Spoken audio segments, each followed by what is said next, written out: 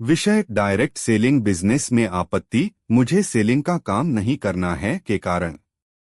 Direct selling business में जब भी किसी नए व्यक्ति से बात की जाती है या उसे इस अवसर के बारे में बताया जाता है तो अक्सर एक आम आपत्ति सुनने को मिलती है, मुझे सेलिंग का काम नहीं करना है। यह आपत्ति बहुत सामान्य है और लगभग हर नेटवर्कर या डायरेक्ट सेलर को कभी न कभी सुननी पड़ती है।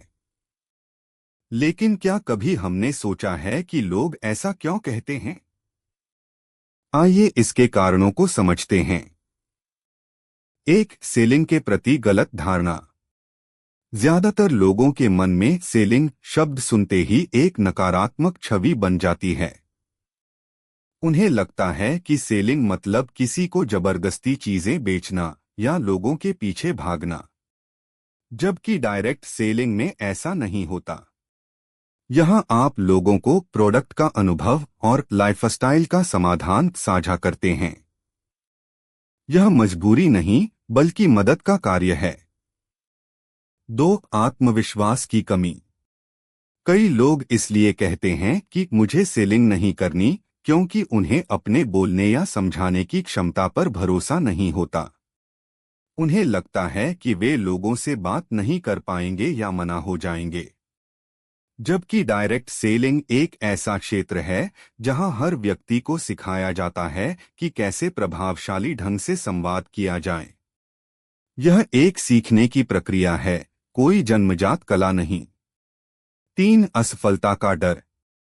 कई लोगों के मन में यह डर होता है कि अगर उन्होंने कोशिश की और लोग ना कह देंगे तो वे असफल कहलाएंगे। इस डर की वजह से वे शुरुआत ही नहीं करते। लेकिन सच्चाई यह है कि ना डायरेक्ट सेलिंग का हिस्सा है। हर ना के बाद हां आने की संभावना बढ़ती है। जो इस डर को पार कर लेते हैं वही सफलता की ऊंचाइयों तक पहुंचते हैं। 4. समाज की सोच। कुछ लोग यह सोचते हैं कि सेलिंग एक छोटा या नीचा काम है। उन्हें लगता है कि यह सिर्फ अनपढ़ या बेरोजगार लोगों का काम है, जबकि हकीकत इसके बिल्कुल विपरीत है। आज देश और दुनिया के करोड़पति नेटवर्कर्स इसी सेलिंग की वजह से बने हैं। यह एक सम्मानजनक और संभावनाओं से भरा व्यवसाय है।